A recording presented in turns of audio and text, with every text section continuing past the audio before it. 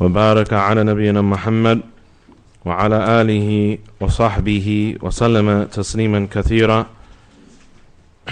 We continue where we left off with the reading through the 7 rights of friendship and brotherhood from Mukhtasar Minhaj al-Qasideen by Ahmad ibn Qudama al-Maqdisi. And it should be noted that Ahmad ibn Qudama al-Maqdisi, that he is a different Ibn Qudama than the one that everybody is acquainted with. Ibn Qudama al-Maqdisi was called the laqab, yani yulaqabi muwaffaq ad-din, only the one who is given tawfiq in the religion. Muwaffaq ad-din. Ibn Qudama al-Maqdisi, the author of al-Mughni and al-Kafi and a number of other books as regards the Sharia and al-Umdah and other books. And this Ahmad ibn Qudama here, al-Maqdisi, is from his family. He is not him. It was not him, but he was from the scholars of the people of the Sunnah in his time. And this book, as we mentioned before, it is a gem in as much as that it is a compilation, if you will, of what is mentioned in a book that's called Ihya Ulum ad-Din, that has many errors and many fabricated ahadith and so on and so forth, and many innovations.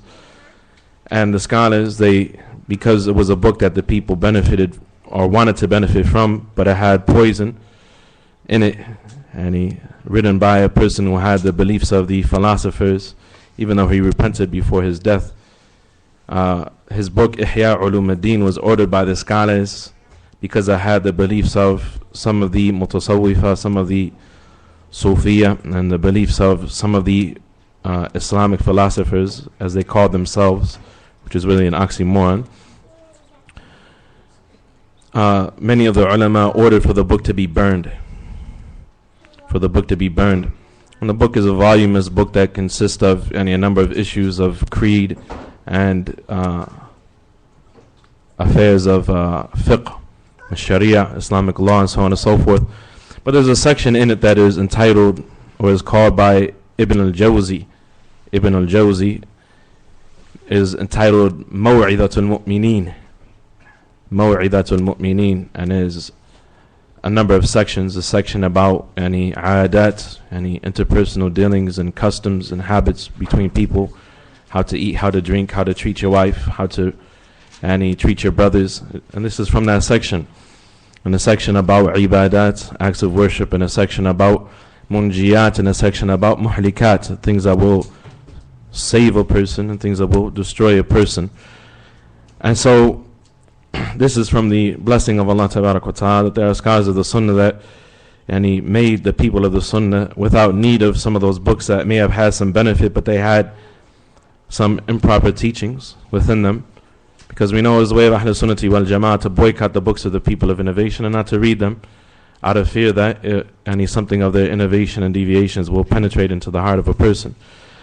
And so this book was treated by Ibn al-Jawzi with that treatment, and the benefit was taken from it. And the book is called Minhaj al-Qasideen, and it was kind of lengthy. Some of them they called it Maw'idatul Mu'mineen, the admonition of the believers. And it was kind of lengthy, and so it was abridged, made shorter, by Ahmad ibn Qudama in a book that is called Mukhtasar, and the abridgment of Minhaj al-Qasideen. The abridgment of Minhaj al-Qasideen. So that is where this information comes from, and it is something that similar to it can be found in other books.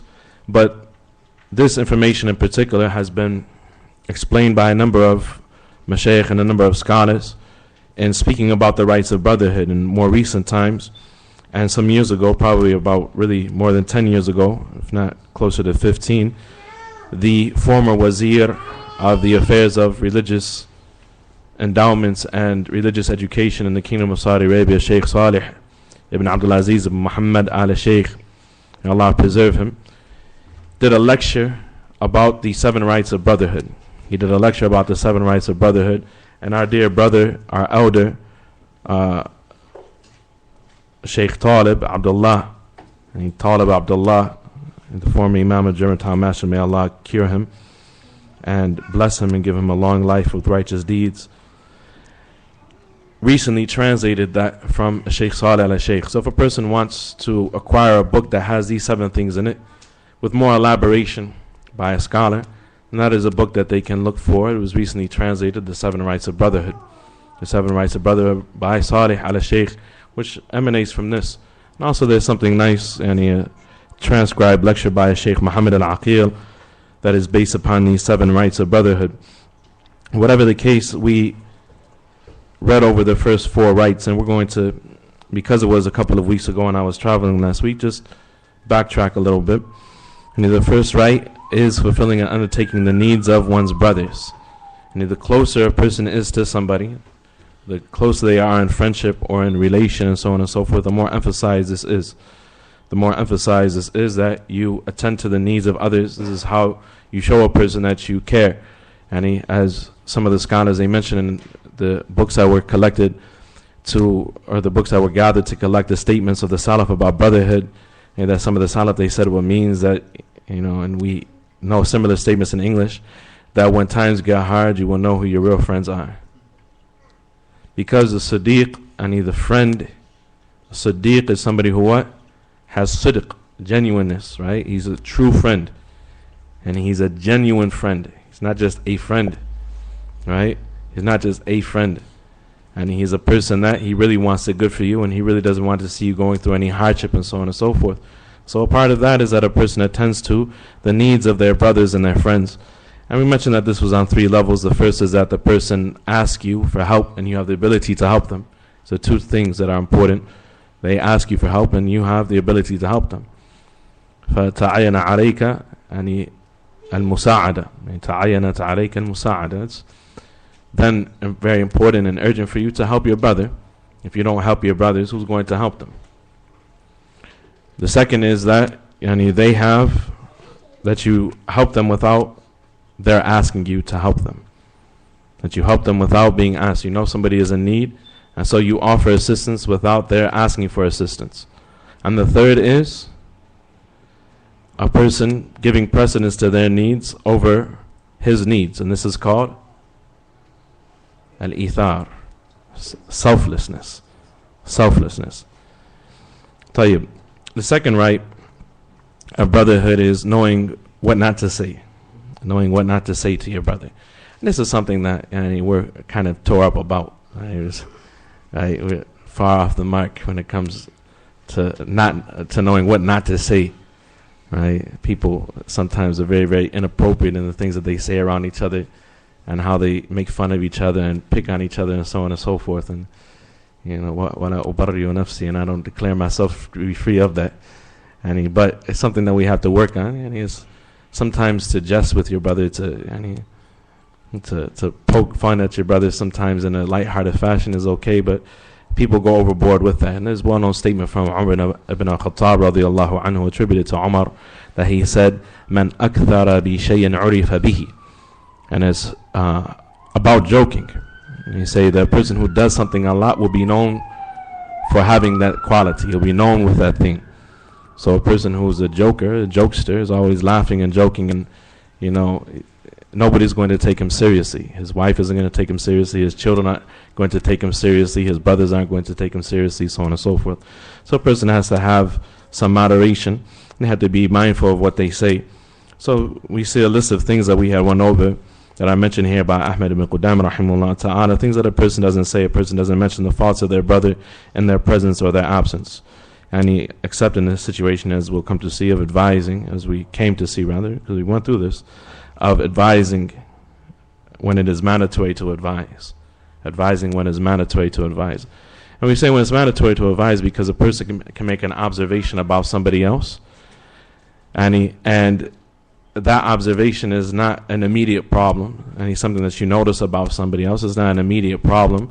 It's not an immediate issue, but it's an observation that you have, and you may be right, you may be wrong about it, those sorts of things. And a person makes, just like a person makes observations about their own self. Ibn al-Qayyim rahimahullah ta'ala, he gave a nice parable about that. He said that he heard this from some of his shuyukh, and he told this to Shaykh al-Islam Ibn Taymiyyah rahimahullah ta'ala, and he فَاسْتَحْسَنُهُ كَثِيرًا وَتَعَجَّبَ بِهِ, and he really liked it, and he was astonished with this parable, or this example of how a person deals with their problems, right? Their observations about their own selves, about their own self. Right? He said that a person in dealing with his own problems, his own shortcomings, and what's wrong with him, he says like a person who is traveling in the middle of a desert, right? And he's trying to arrive at his destination. If he was to stop and think about everything that's out there, right? Now put yourself in that situation, right? You're traveling from Mecca to Medina in the desert, right? There's no roads yet, nothing of the sort. You're traveling hundreds of miles in the middle of the desert. What may be out there? What's in the desert? Scorpions and orangutans and wild dogs and, wild camels. There's wild camels out there. I was urinating in the desert, on a night outing one time. There was no bathrooms, of course, nearby, and this wild camel came out of nowhere. There was wild camels out there. They don't belong to anybody. They're just running around the desert. I don't know where they came from, and try to figure that out. But, there's all kinds of things out there, right? There might be, in certain places, there may be predatory animals, lions and hyenas and all kinds of things, right? Now, if a person is trying to get from point A to point B, right, and he thinks about everything that's out there. He thinks about every scorpion and every wild dog and every wolf and every jackal and every thief and every so on and so forth, right? He's not going to move a muscle. He's going to be petrified. He said this is how a person is with their nafs. If they was to really think deeply about what's wrong with them, they would terrify themselves, right? They would terrify themselves, and they won't be able to function, right? A person won't be able to function if a person was to really think about what's really wrong with me, right? And where am I at with my courage or my cowardice? Where am I at with my greediness or my generosity? Where am I at with this and that and the third? Where am I at with my humility or my any qualities of that which is contrary to humility? Where am I at with this, that, and the third? If a person was to really look at everything that they do and everything that they say and think about what was going through their mind as they did and they said those things, it may terrify them, right? It may terrify them. He said, so a person doesn't have to do that. A person doesn't, in dealing with their own self, they don't have to do that, to think about everything that's wrong with me and focus upon that. He said, but rather, they take general stock. They know who they are, right? They know what sort of things they may have to deal with regarding themselves. He said, but they keep moving. They keep progressing. They don't think about the sins they did in the past and the mistakes that they've made and so on and so forth and why they can't do what they need to do and so on and so forth. He said, but rather they keep moving. They keep progressing in their religion. They keep on their journey. And if something gets in the way, and they spear chuck it or they stomp on it or whatever, however you deal with that thing, and you keep moving. He says, so a person, and they know in general the threats that are out there. In general the threats that are out there, and you're prepared to deal with them, but you don't have to always think about everything that might be out there that might come and get you. Every thief and every scorpion and every snake and every hyena and so on and so forth. But if something gets on the road between you and where you're going, and you kill it and you keep moving. That's what Ibn al-Qayyim said, rahimahullah ta'ala. And this is, if you think about it, it's a very tremendous thing. So we can observe things about each other without a doubt. A husband and a wife, and two people see things from each other like a husband sees from his wife and the wife sees from the husband. And the Prophet ﷺ, he guided us to this principle, and he said, what? لَا يَفْرَقْ مُؤْمِنٌ مُؤْمِنَةً إِنْ كَرِهَ مِنْهَا خُلُقًا رَضِيَ مِنْهَا آخَرٍ. Let no believing man dislike his believing woman. If there are some qualities, if she has a quality that he hates, then there will also be some qualities that he likes, that he is pleased with. And so a person isn't two, and as we mentioned the statement of Abdullah ibn al-Mubarak, where he said, Al-mu'min yatlubu al-ma'adhir wal-munafiq yatlubu al-zallat. And that the mu'min, the believer, he looks for excuses for his brother, right? He tries to understand everything that he sees from his closest companions, whether it be his friends or his wife or whoever he is dealing with, or his brothers in general in Islam, and he tries to understand what they do in the best light, except for a person who doesn't deserve that you have good thoughts about them. As the scholars, they say, يَجِبُ سُعَذَّنِ مَنْ أَتَى بِأَسْبَابِهِ. And it's mandatory to have healthy suspicions about a person who has done the things that would cause you to be suspicious of a person. Right? If a person is, irreligious, if a person is a dishonest person, if a person is known to cheat others and he be a certain way with others, then you be on that person, ala al-hadar. You take caution against that person and likes of these things. But a person, they have to know what to say, what not to say. They have to know what to say, what not to say. And this is all connected to the second right. The third right is ordering the good and forbidding the evil, which is what we were just mentioning. And you never find anybody that is perfect. In the statement of Abdullah bin al-Mubarak, and he mentions the importance of leaving off suspicion and understanding people's statements and actions in the best light, and dealing with people how you would like to be dealt with. And when you expect from others, it's a tremendous statement. إِذَا الْتَمَسْتَ مِنْ أَخِيكَ مَا لَا تَسْمَحُ بِهِ دَخَلْتَ فِي قَوْلِ اللَّهِ تَعَالَى وَيْلٌ لِلْمُطَفِّفِينَ الَّذِينَ إِذَا اكْتَالُوا عَلَى النَّاسِ يَسْتَوْفُونَ إِلَى آخِرِهِ. And when you expect from your brothers, from your companions, from your spouse, whoever you are in contact with, and when you expect other people to be with you how you are not with them, what cannot be expected from you. Right? When you expect from others what cannot be expected from you, مَا لَا تَسْمَحُ بِهِ, and that which you yourself don't abide by. And then you are from those that are entered into the statement of Allah Tabaraka wa Ta'ala, وَيْلٌ لِلْمُطَفِّفِينَ. Woe be to the mutaffifin, they are the people who إِذَا اكْتَالُوا عَلَى النَّاسِ يَسْتَوْفُونَ. And when they are doing business with other people and they seek measure of other people, they want their measure in full. They want everything in full, their rights in full. إِذَا كَالُوهُمْ أَوْ وَزَنُوهُمْ يُخْسِرُونَ. And when they wait for them or give measure to them, then they fall short, then they cheat other people. So they want their rights in full, but they don't give other people their rights in full. Right? You expect from other people what you yourself don't abide by. And this is something that we say is from the ajaib when we deal with people, and you find in the communities, and people who they want to enforce every single thing. And we're not saying that a person shouldn't try to implement as much of the religion as possible in his home and these sorts of things. But a person, they want to take every single issue that is connected to their rights, and they demand their rights in full. They want to be waited on hand and foot. They want their house to be as clean as possible. They want their children to be sparkling. They want intimacy as soon as they wanted these sorts of things, while they're sitting flipping through channels and their wife is going to work every day. They're sitting in the home, they're not working, they're not providing, they're not giving the woman her rights, and they're flipping through channels. Click, click, click, click, click. Right? And then at the same time, and believe me, the insanity that we have the displeasure of seeing, and then these sorts of situations is something that you should praise Allah Tabaraka wa Ta'ala that He spared you from. Right? Sister, she's working 8 hours a day, 6 hours a day, so on and so forth. Right? Brother, he ain't doing nothing. He wants breakfast in the morning, right? And he wants a little love him with his breakfast and these sorts of things, right? We need marital counseling. We're having issues. She's not giving me my rights. Yeah, alhamdulillah, man. Some people, they demand their rights in full while they're not giving people their rights. And so just as a person, and he falls short in fulfilling the rights of other people, if people fall short of fulfilling their rights, it's not the end of the world to them. Ibn al-Qayyim rahimahullah ta'ala, and he says that I feel honored when a person gives me the salams first. And I feel like it's something that I don't deserve, that you would initiate me with the salams. And I feel that you have done that you have shown me an ikram, that you have shown me a type of respect that I'm not even close to deserving, that you would initiate me with the salams. And he was from the greatest of scholars in the times that he lived, and in every time he was from the greatest of the ulama of the sunnah.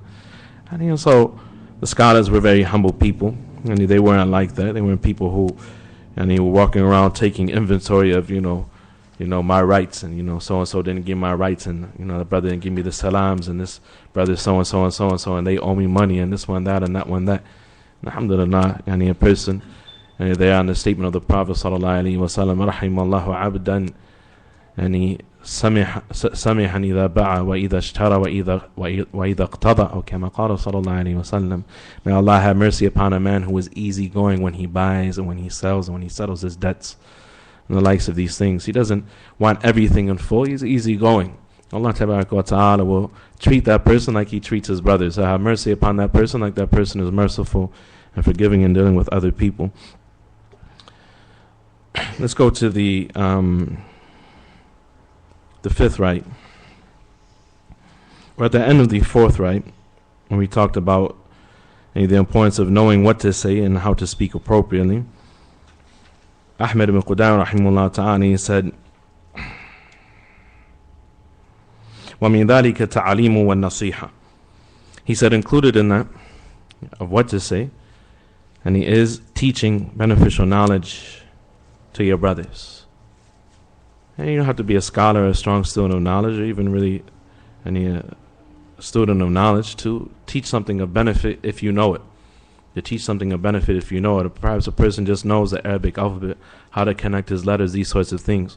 The Shaykh Muqbar rahimahullah ta'ala, he said, "Man la yufidu akhahu or ikhwanahu fa'la barakallahu fihi." The one who doesn't benefit his brothers with what he has learned, then may Allah not bless him. The one who does not benefit his brothers with what he has learned, then may Allah not bless him. A person should have a degree of social responsibility. And they know that a community is built upon knowledge. And a family is built upon knowledge. And if they know something, then they should be eager to share what they know with those that they have the ability.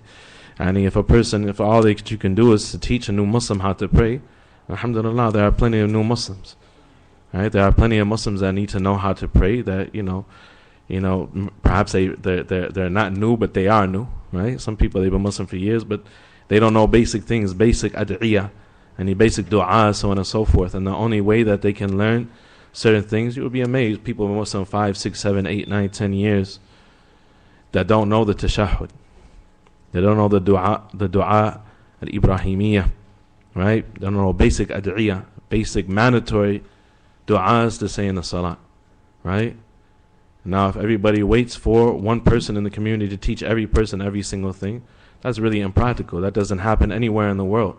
No community has ever been built like that. No community has ever been built like that. There is no holy man in the community who teaches everybody everything that they need to know. That's called a cult, right?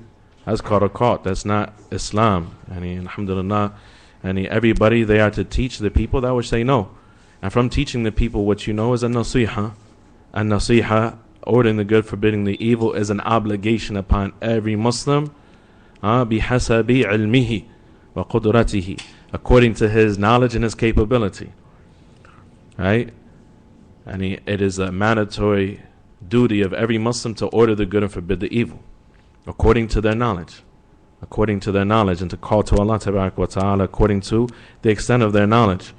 And so this is from what a person should busy themselves with saying, and spreading of khair with their tongue, and teaching the people and advising the people. فَلَيْسَ حَاجَةُ أَخِيكَ إِلَى الْعِلْمِ أَقَلَّ مِنْ حَاجَتِهِ إِلَى الْمَالِ وَإِذَا كُنْتَ غَنِيًّا بِالْعِلْمِ فَوَاسِهِ وَأَرْشِدْهُ. He said that your brother doesn't have less of a need for knowledge than his need of money. And your brother needs knowledge just like he needs money. Just like a person can't go about their day-to-day life without money, they can't go about their day-to-day life without knowledge. And knowledge is even most important. So Imam Ahmad rahimahullah ta'ala, he said, الْعِلْمُ لَا يَعْدِلُهُ شَيْءٍ إِذَا صَحَّتْ نِيَّتُهُ, that there is nothing comparable to knowledge when a person has a proper intention.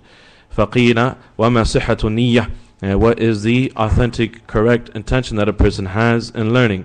فَقَالَ رَحْمَةُ اللَّهِ عَلَيْهِ أَن تَنْوِي أَن تَرْفَعَ الْجَهْلَ عَنْ نَفْسِكَ وَعَنْ غَيْرِكَ, is that you intend to remove ignorance from yourselves and from others. That you have the intention when you learn to lift off ignorance from yourselves and from others.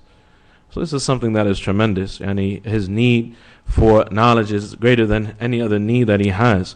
He said, and so if you have a wealth of knowledge, فَوَاسِهُ وَأَرْشِدْهُ, and he then shows some compassion and sympathy for your brothers and direct them. وَيَنْبَغِي أَنْ يَكُنْ نُصْحُكَ إِيَّاهُ سِرًّا, and it is befitting that your advice for your brother be something private. وَالْفَرْقُ بَيْنَ التَّوْبِيخِ وَالنَّصِيحَةِ الْإِعْلَانُ وَالْإِصْرَارُ. He said, and the difference between chastising and advising is whether you do it publicly or privately. That's the entire difference between chastising and advising, is whether a person does it publicly or privately. فَكَمَا أَنَ الْفَرْقُ بَيْنَ الْمُدَارَةِ وَالْمُدَاهَنَةِ بالغرض الباعث على الإغضاء فإن أغضيت لسلامة دينك ولما ترى فيه إصلاح أخيك بالإغضاء فأنت مدار.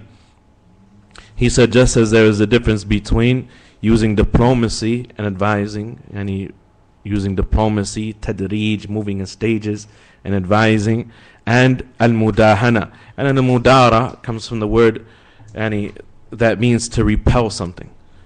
To repel something. And you say, dar'ul mafasid muqaddama, or muqaddamun ala jalb al-masalih. And repelling harm, dar' al-mafasid. And repelling harm. And so al-mudara, the word that means diplomacy, and it means repelling harm in two ways. Repelling harm from yourself and repelling harm from your brother. And so these are two different intentions, and both of them are from diplomacy. Perhaps a person, and if they know that if they were to give certain advice to certain people, that it may bring about some substantial harm to them. Right? In that case, and if you know a person isn't going to take your advice and is going to lead to a greater evil, then you don't have to advise that person.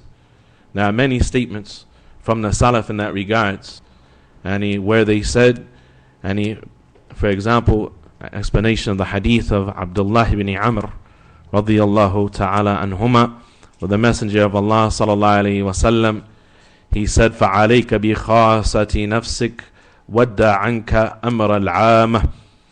And I advise you in a time when the people, he said, كَيْفَ أَنْتَ. And how will you be in a time when the people split? فَصَارُوا هَكَذَا. And they become like this. مَرِجَتْ عُهُودُهُمْ وَأَمَانَتُهُمْ وَصَارُوا هَكَذَا. He said, what will you do when the people split and they neglect their contracts and their agreements and their trust and responsibilities towards one another, and they become like this? And he spread between his fingers, like the fingers going out.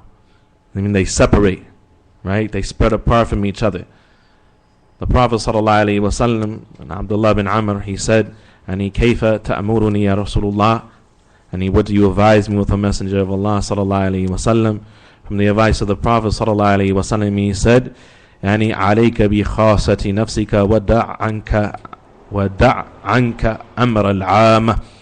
I advise you to stick to the people closest to yourself, the closest of your friends, the closest of your companions, your wife, your children, those people that you can advise, right? Those people that are likely to take advice from you. وَدَعَ عَنْكَ أَمْرَ الْعَامَةِ. And forget about the situation of the generality of the people. And the situation of the generality of the people, when people come to a situation of shamelessness where they don't want to take advice in these sorts of affairs, and you know that giving advice, right? That giving advice is going to lead to a greater harm, is most likely to lead to a greater harm. That's why Allah Tabarak wa Ta'ala, He said, فَذَكِّرْ إِن نَفَعَتِ الذِّكْرَى. And remind them so long as the reminder benefits. Meaning, if the reminder doesn't benefit, and it's not just like a coward type thing, like, oh man, he's not going to listen to me, right? No, right? Certain people, they're more likely to take advice from you, so on and so forth. And in general, the focus and the energy that a person gives in advising and teaching and so on and so forth is al-adna thumma al-adna, those people that are closest to you and then those people that are next closest to you. So Allah Tabarak wa Ta'ala, He said to the Prophet sallallahu alaihi wasallam, وَأَنذِرْ عَشِيرَتَكَ الْأَقْرَبِينَ. And warn your closest family members. Start your da'wah with that. That's how the da'wah spread in Islam. People started with their families and their tribes were nothing but enormous families. Tribes were nothing but enormous families. Every city had dur, and he was a plural of dar. The dar of this tribe, the dar of that tribe, the dar of this tribe, the dar of that tribe. A city comprised of a number of neighborhoods, and each neighborhood was comprised of an enormous tribe, a subsection of a particular tribe. A subsection of a particular tribe. And so, the person, he would start in a particular area, start by warning those people that are closer to him, from his parents, his usul, his furu', his parents, his grandparents, his children, his grandchildren, these sorts of things, and those people that are most likely to take advice from him. And this is how the da'wah spread. And this is how da'wah spread, and the da'wah was established by families. And that's what a community is. A community is a collection of families. And a community that is not built upon that, upon strengthening the ties of the families, strengthening the relationship between husband and wife, and parent and child, and moving on to establish a second and a third and a fourth generation of Islam. You know, many of us, when our children grow up and they have children of their own, their children may be fifth generation, our grandchildren may be fifth generation Muslims. What do we have to show for that? Of gratitude to Allah Ta'ala, that Allah bless our children to have great grandparents that were Muslims from America, American Muslims. We're 4 generations now into Islam. Some people 5 generations into Islam. And we have to strengthen our families and strengthen everything that comes from that. Because what comes from strengthening families is any collective wealth as regards to as opposed to individual wealth. And the likes of these things. And the stronger people's families are, the more Allah blesses their wealth. And the more the wealth there is, the more it is likely that they're going to, use their wealth for the khair, to build masajid and, institutions that are needed to spread the call to Allah Ta'ala and the likes of these affairs. And so, the affair of education, and is something that is from the most important of things. And we're talking here about al-mudara wal-mudahana. Reel it back, right?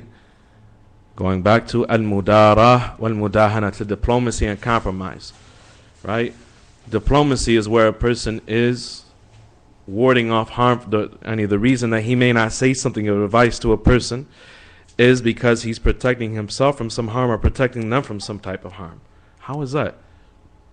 The religion is systematic. The religion, he has things that are built and predicated upon other things. The most important things in the religion are at-tawheed, as-sunnah, and understanding the opposites of ash-shirk wal-bid'ah, and understanding what is iman and what is kufr. The likes of these things a person needs to have, they need to understand why they are a Muslim. Before you tell a person, go ahead and pray, boy, you say, well, you should explain to the kid like what he's saying, what he's doing in the salat, the importance of the salat, the benefits, the advantages of praying, so on and so forth, instead of just saying, do like I do, or do what I say, and these sorts of things. And you have to teach the children, you have to teach the youth, you have to teach new Muslims, so on and so forth, the wisdoms, the reasons why we do what we do, the benefits of obeying Allah, the harms of disobeying Allah subhanahu wa ta'ala, and the likes of these things. And so, al-mudara in that regards, when you're warding off harm from another person, is that you feel that it's not the right time to give that person that particular advice. A guy, he comes in the masjid, he takes shahada, he has a Bob Marley shirt on. It's really not the most important thing in the world to tell him that he can't wear the Bob Marley shirt right now. Right? Alhamdulillah. This is something I actually saw happen. And a person never came back to the masjid. They had just took the shahada. And I think it was the first salat that they had prayed in the masjid. And some Yemeni guy went off. Right? They finished the salat and he started to scream and holler at the guy about Bob Marley on his shirt. The guy had took shahada like the day before. The guy never came back to the masjid. Right? And so these are things that we have to understand when we're giving advice, when we're ordering the good, forbidding the evil, so on and so forth. There are things that are more important for people to understand than other things. We have to move in stages. Some people, when they say moving in stages, they take the mentality of procrastination. That's not what we're talking about here. We're not talking about procrastination, right? Your wife is at home watching 12 hours of TV a day, right? And you haven't found the courage to move your tongue to say, maybe we should kill the TV. Like accidentally pour some water in the back of the TV, like accidentally cut the cord of the TV, put the plant needs to be trimmed or something like that. Put the plant next to the cord and be like, subhanallah. Just if the cord was right there and it's just, hasbunallah, right? The TV is dead. Right? Let's put it on the curb. These sorts of things. And a woman is not covering right? And the person says he's moving in tadreej, moving in stages, little by little, akhi. Hey, it's been 6 years, right? It's been 6 years. Your wife is still walking outside of the house in pants and so on and so forth. Akhi, taqillah, rabbak. Fear Allah tabarak wa ta'ala, your Lord. Right? It's not tadreej. That's jubun. That's cowardice. Right? That's cowardice. A person, they have to understand that the concepts of the religion that I mentioned in the text, they're not to be taken advantage of for a person's personal justification of their stupidity, of their impractical approach to the religion. But rather, al-mudara is that a person is generally worried that he's using diplomacy, focusing upon some things before other things, in order to protect that person from harm, in order to protect the iman of that person, the religious practice of that person, from something that may be harmful. بِالْغَرْضِ الْبَاعِثِ عَلَى الْإِغْضَاءِ. He said this is entirely dependent upon the reason why you are overlooking some things, whether you are using diplomacy or whether you are compromising in your religion. The first is called al-mudara, and the second is called al-mudahana. There at the bottom paragraph. That starts with وَيَنْبَغِي أَنْ يَكُونَ نُصْحُكَ إِيَّاهُ سِرًّا وَالْفَرْقُ بَيْنَ التَّوْبِيخِ وَالنَّصِيحَةِ الْعِلَانُ وَالْإِصْرَارِ كَمَا أَنَ الْفَرْقَ بَيْنَ الْمُدَارَاتِ وَالْمُدَاهَنَةِ بِالْغَرْضِ الْبَاعِثِ. Those are the two words there. Those are good words to put in your vocabulary. Right? Like Allah said, وَدُّوا لَوْ تُدْحِنُوا فَيُدْحِنُونَ. They will love, O Muhammad sallallahu alaihi wasallam, that you tudhin, that you do mudahana with them, that you compromise with them, fayudhinun, and they'll compromise with you. This verse is where? Surah Al-Qalam, right? Waddu law tudhinu fayudhinun. They will love that you compromise with them, so they will compromise with you, right? And some of them, they said that the tafsir of this verse was that they said, "O Muhammad, if we'll agree to worship Allah alone and nothing else for a year, right? If you agree to, after the year is over, worship what we worship, right? They want you to compromise with them, so they'll compromise with you, right? Some people, their religion is compromise. فَإِنْ أَغْضَيْتَ لِسَلَامَةِ دِينِكَ وَلِمَا تَرَى فِيهِ إِصْلَاحَ أَخِيكَ بِالْإِغْضَاءِ. So here are the two things that I mentioned. If the reason that you overlooked something was in order to protect your religion, and in order to bring about a greater good for your brother by overlooking, or your wife, or whoever you're dealing with, فَأَنْتَ مُدَارٍ, then you are using diplomacy. وَإِنْ أَغْضَيْتَ لِحَظِّ نَفْسِكَ وَاجْتِلَابِ شَهَوَاتِكَ وَسَلَامَةِ جَاهِكَ فَأَنْتَ مُدَاهٍ. But if you overlook something that needs to be addressed for your own personal reasons, and to bring about some type of harmful thing that you desire for yourself, and in order to protect your own reputation, فَأَنْتَ مُدَاهٍ, then you are mudahin, and you are one who compromises. The fifth right, he said, الحق الخامس. No, before that, ومن ذلك العفو عن الزلات. فإن كان زلته في دينه فتلطف في نصحه مهما أمكن ولا تترك زجره ووعظه فإن أبى فالمصارمة. He said included in the fourth thing, which is knowing what to say and how to say it, is forgiving the mistakes of your brother, pardoning your brother for his slips and his mistakes. He said if his mistake is within his religion, فتلطف في نصحه مهما أمكن, then be gentle in advising him as much as possible. وَلَا تَتْرُكْ زَجْرَهُ وَوَعْدَهُ, and do not leave off discouraging him from what harms his religion and admonishing him as regards what harms his religion. فَإِنْ أَبَى فَالْمُصَارَمَةِ, and if he refuses, flat out just refuses to take any advice, then at that point you can be stern. الحق الخامس, the fifth right of brotherhood, الدعاء للأخ في حياته وبعد موته بكل ما تدعو به لنفسك, is that you make dua for your brother during his life and after his death. That you make dua for your brother during his life and after his death. And not just that, he said بكل ما تدعو به لنفسك, that you ask Allah to give him everything that you ask him to give you. That you make dua for your brother like you make dua for yourself.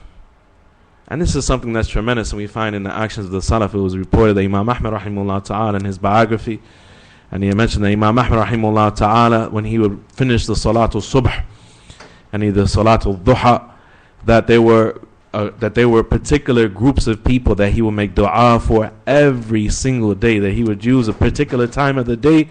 He scheduled a particular time out of his day to make dua for particular people.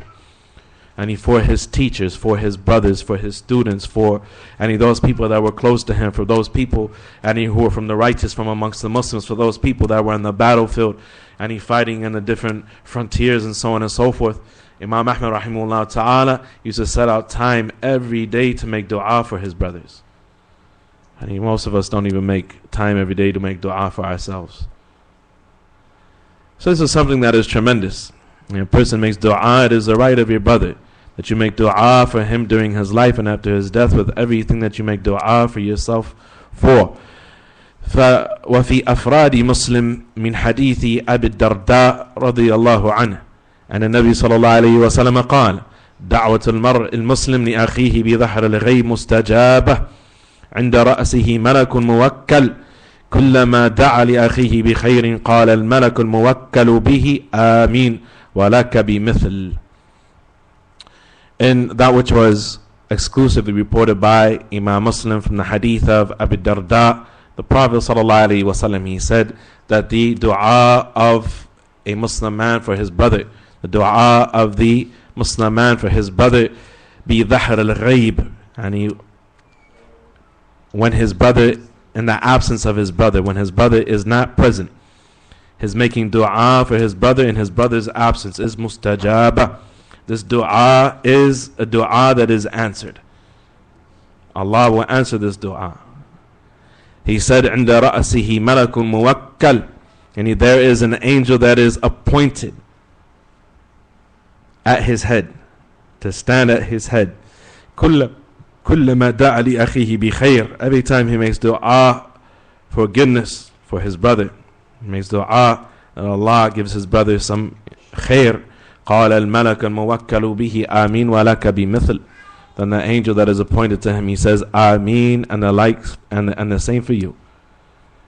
Ameen meaning Allahumma astajib, O Allah, answer this dua and give him the same. Give him what he's asking his brother for. And if people were to try that, this will remove a lot of hasad in the communities.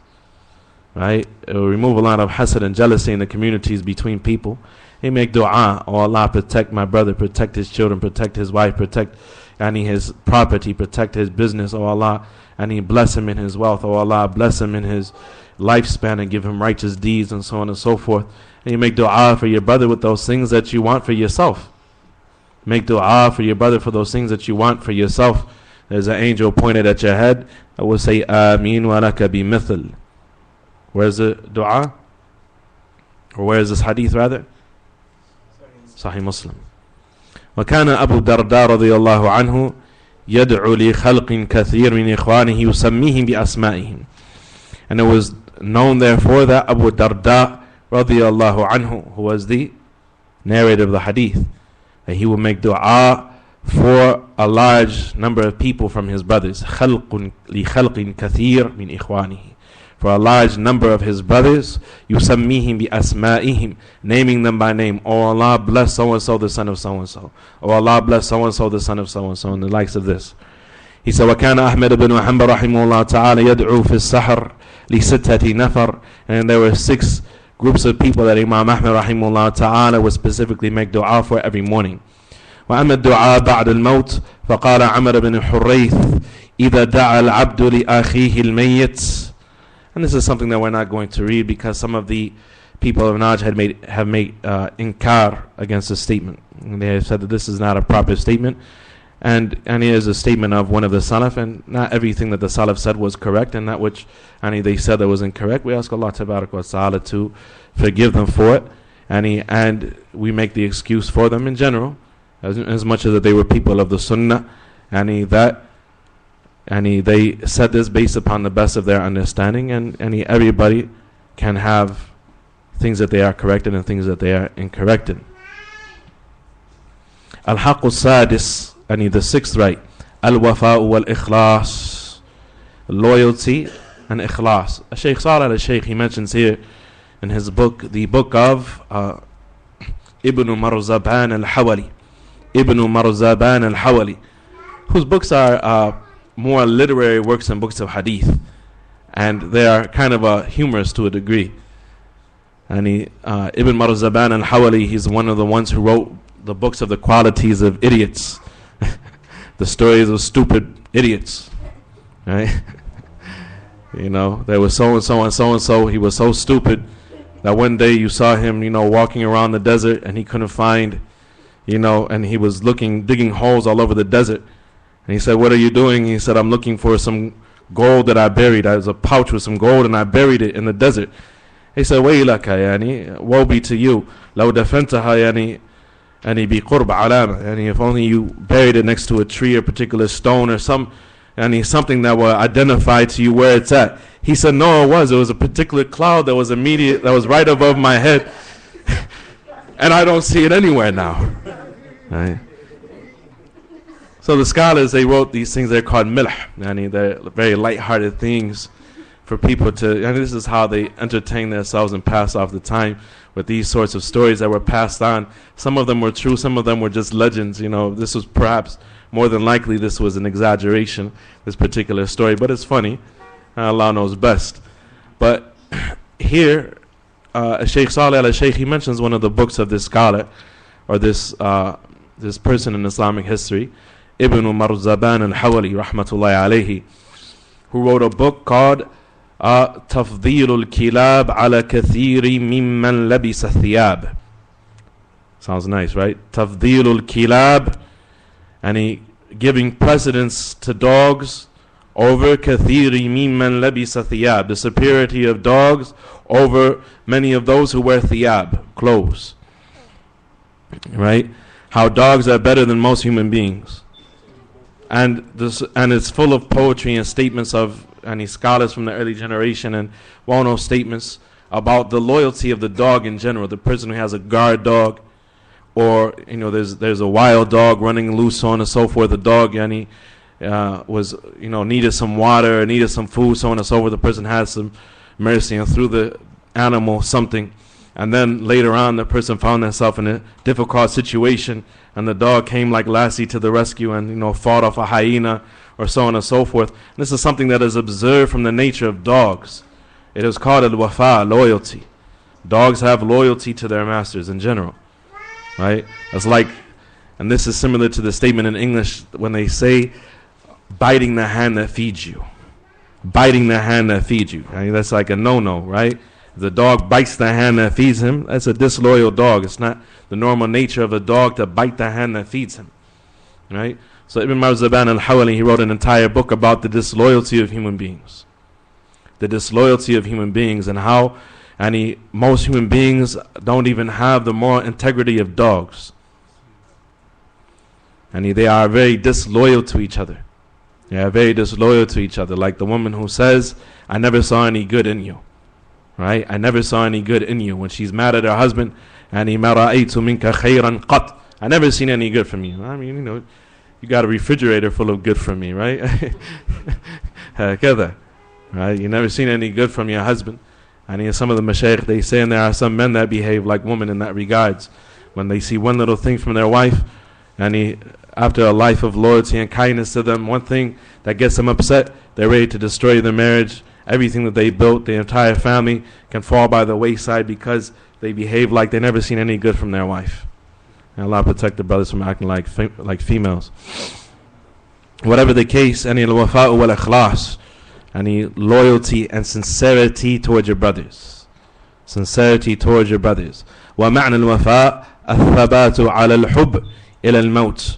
And the meaning of al-wafa is being consistent and resolute in your love up until death, and loving your brother up until death. وَبَعْدَ الْمَوْتِ الأخ مع أولاده وأصدقائه وبعد موت الأخ مع أولاده وأصدقائه. Up until his death and after his death, in dealing with his children and the friends of your beloved, a person that you love, a spouse, a parent. And it is from ihsan, it is from birr. Statements from the Sahaba about that it is from birr.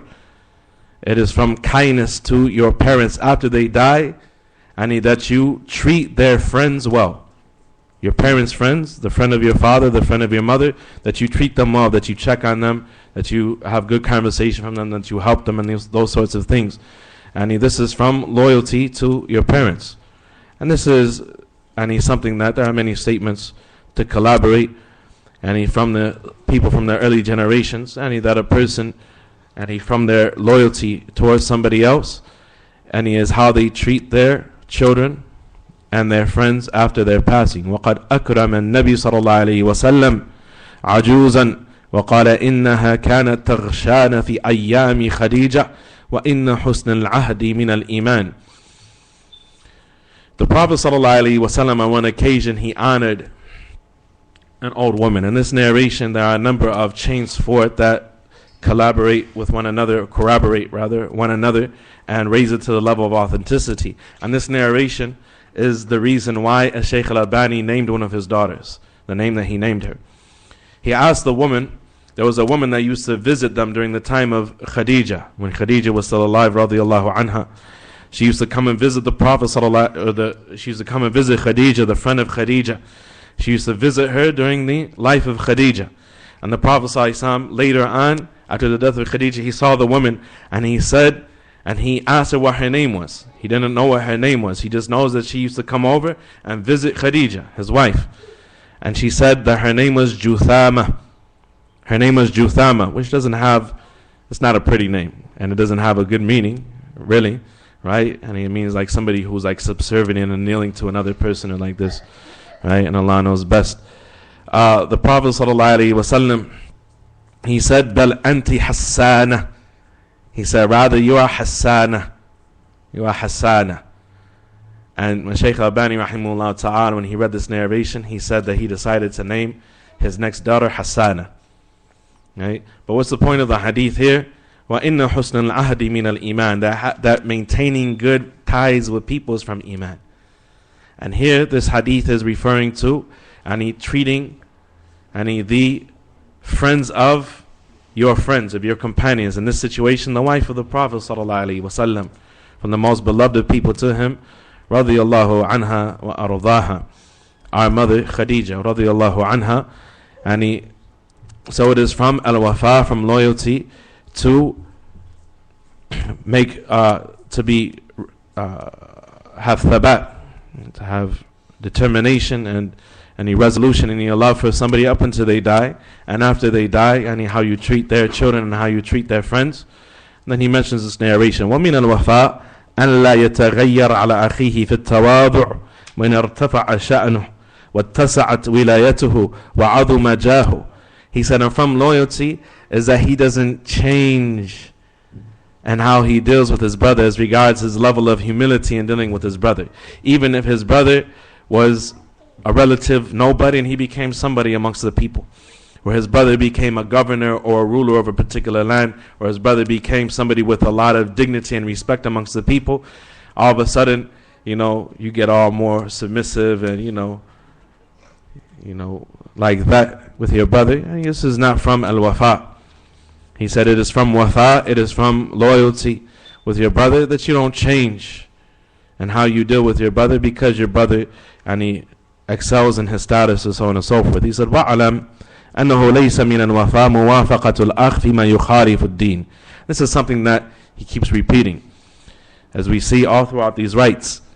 And know that it is not from loyalty to agree with your brother in that which is an opposition to the religion.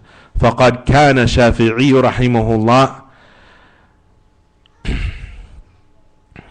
He said, for verily, الشافعي رحمه الله تعالى كان آخى محمد ibn Abd al-Hakim. He said that he was close in his brotherhood and his relationship, his friendship with Muhammad ibn Abd al-Hakim.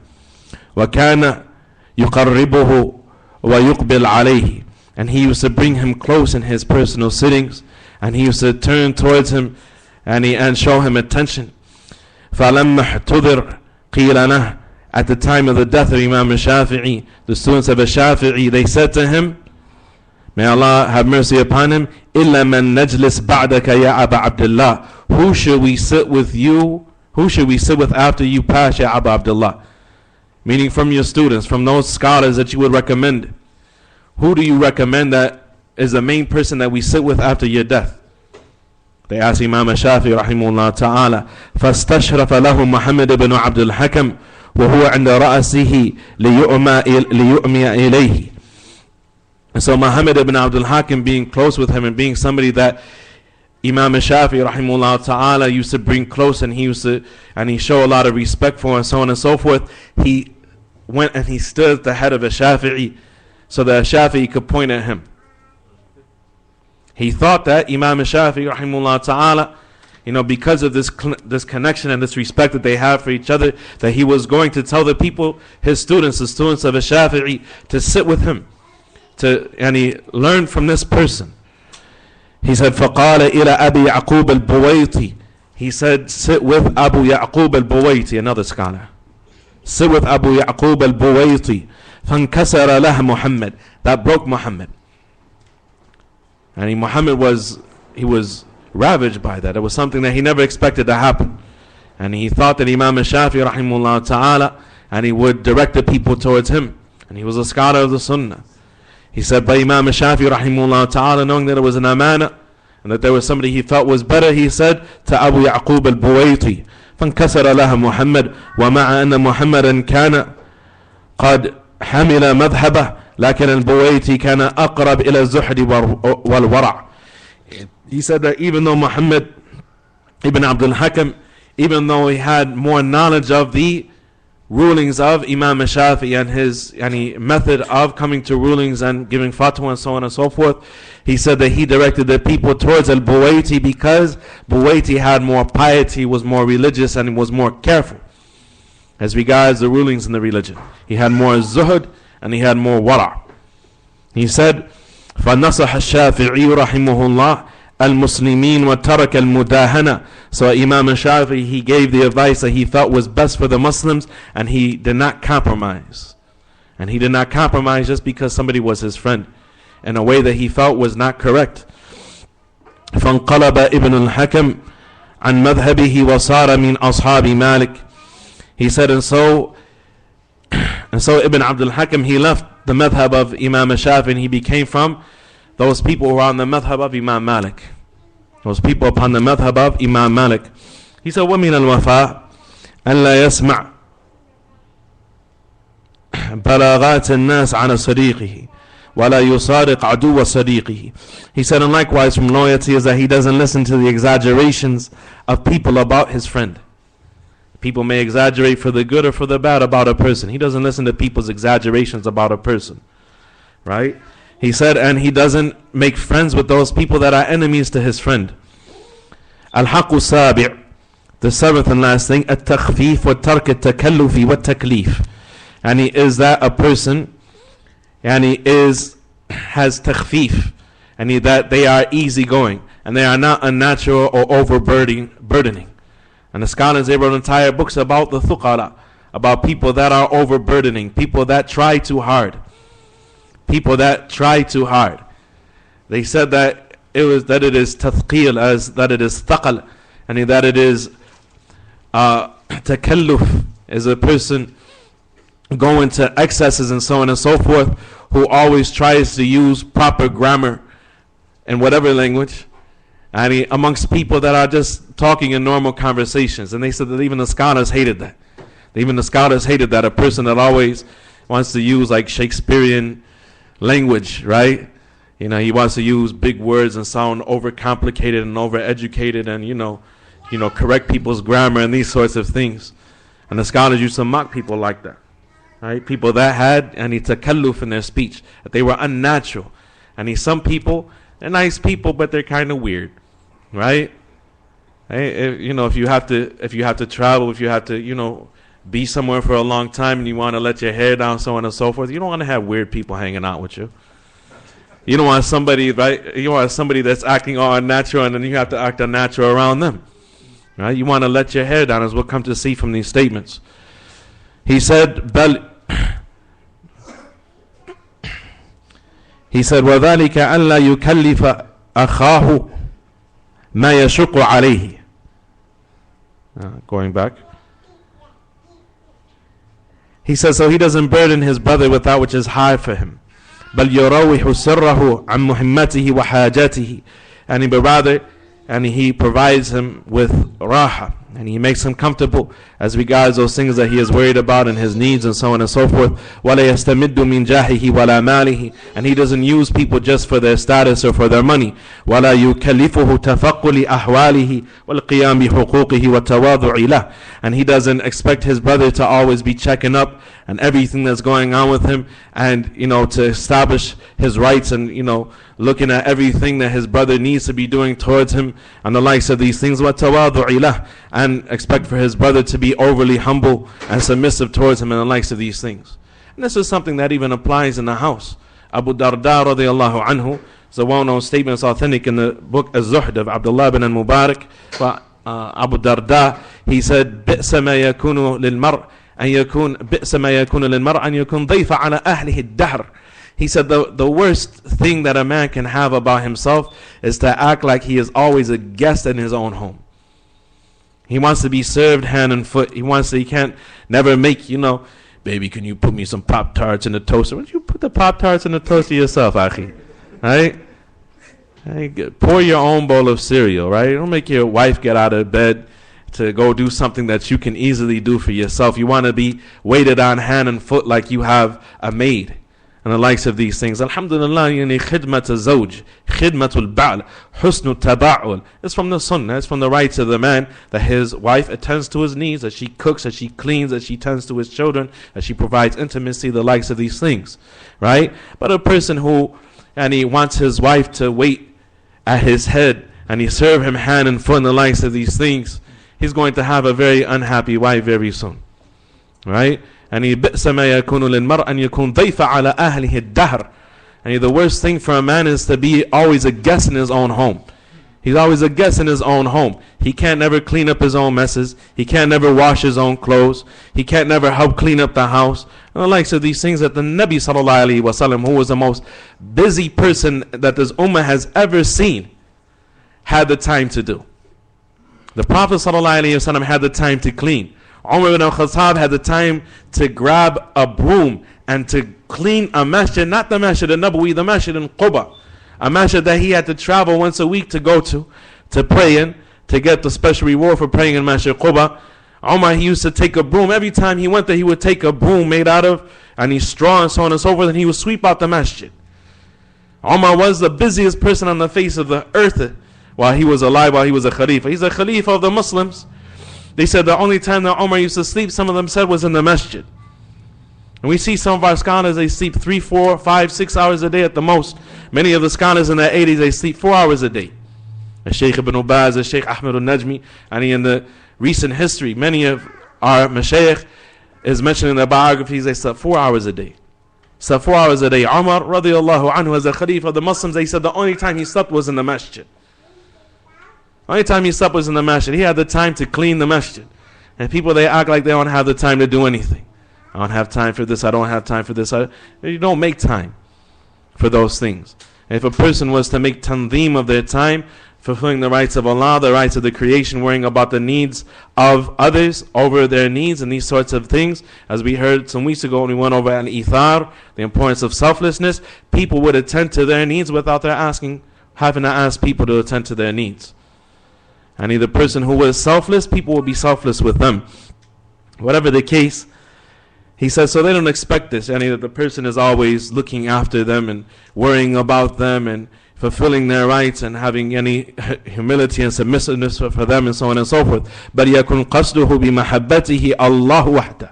But rather his entire purpose of loving his brothers is Allah alone. His entire purpose of the love that he has for his brothers is Allah tabarak wa ta'ala alone.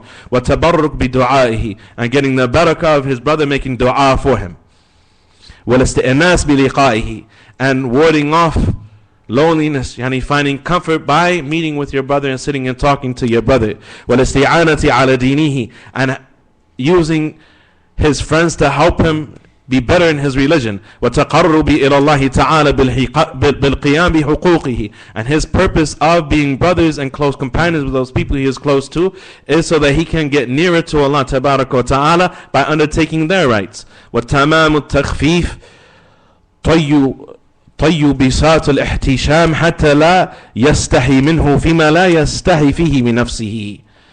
He said, and the completion of being easy going with your brother is طي بساط الاحتشام.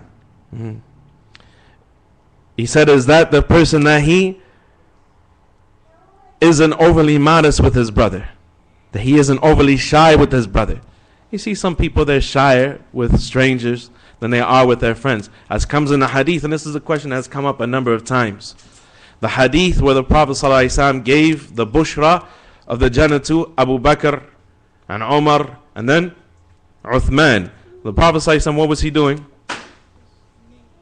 His knee was showing. He was sitting at the edge of a wall and his knee was showing, right?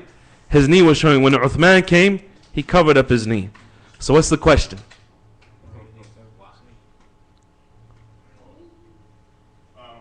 What's the question what's the ishkal that gives us? A fiqh issue. What's the fiqh issue from that? The awrah. The awrah, right? Ibn Qayyim rahimahullah ta'ala, he said that there is a awrah mughallada and a awrah mukhaffafa. And there is a heavy, strict awrah and there is a light awrah.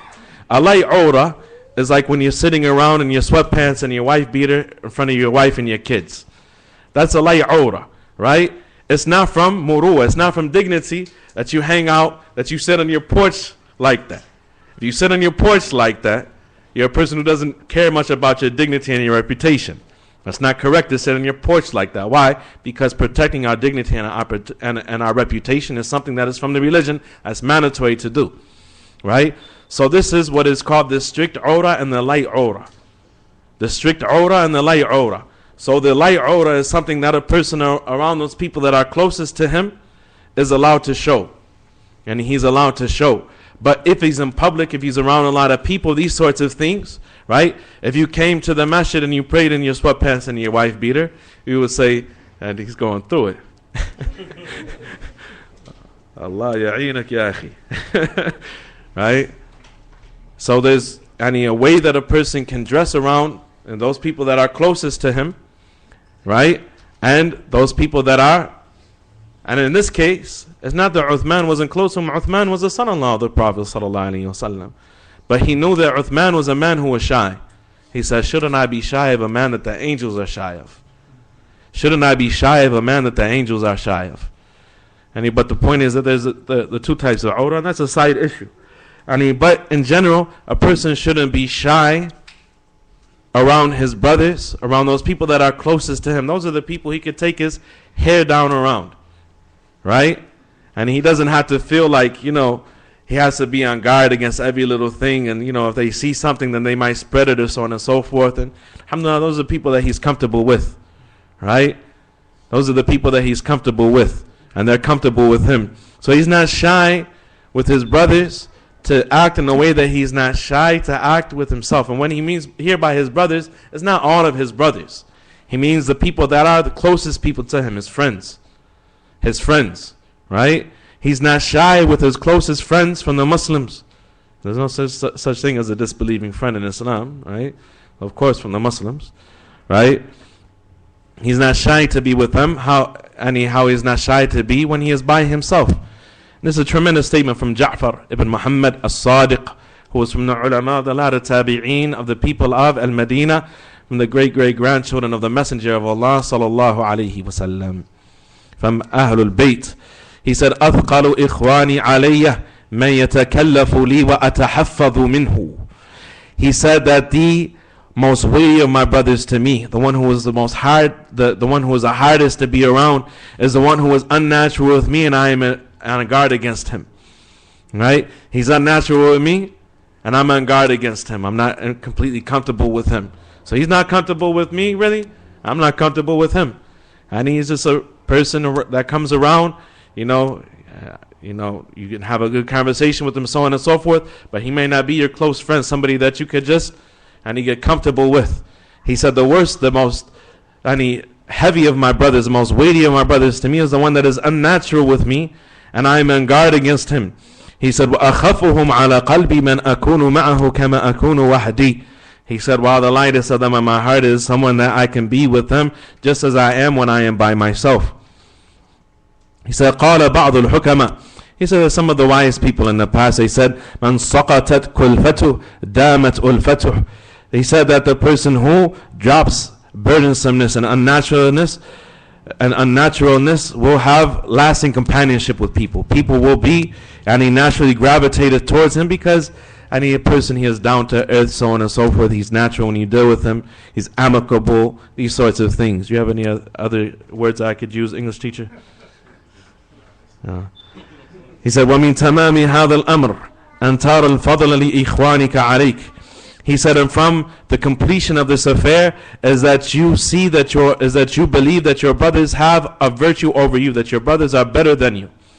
That you don't think that you're better than your friends, as you believe that they are better than you. وَلَا لِنَفْسِكَ عَلَيْهِمْ فَتُنْزِلُ نَفْسَكَ مَعَهُمْ مَنْزِلَةَ الْخَادِمِ. He said, you don't think that you believe that they have a fadl over you, and that you do not have a fadl over them, that they are better than you, and that you are not better than them. He said, and so you deal with them like a khadim, like a servant deals with those that he serves. And this is something that is found in the statements of the Salaf. And they said, I believe it was Ja'far ibn Muhammad, and they said that one of the Salaf, he said, safartu lil hajj ma'a fulan, I traveled for Hajj with so and so. I think it was Ja'far ibn Muhammad. He said, I traveled for Hajj with so and so, and aradtu an akhdimahu fa khaddamani. And I wanted to serve him. I wanted to travel with him so I can attend to his needs while he was traveling to help him out. And he ended up being the one that was serving me, carrying my luggage, doing everything for me. This is how the Salaf were. They rushed to be the first to do something. They didn't always expect somebody. The Salaf would hate that somebody would carry their shoes or carry their luggage or carry their aghrad and these sorts of things, and carry their food and these sorts of things. They hated that. And they would be the first to carry somebody else's belongings and look to the needs of somebody else and these sorts of things. And they were the best of people. May Allah make us more like them. And that's all, folks. هذا وصلى الله وسلم وبارك على نبينا محمد وعلى آله وصحبه وسلم.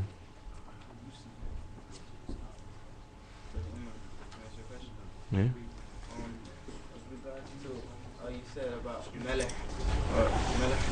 Stories that they would come up with, what's the difference between that and the stories? I remember a while back you said that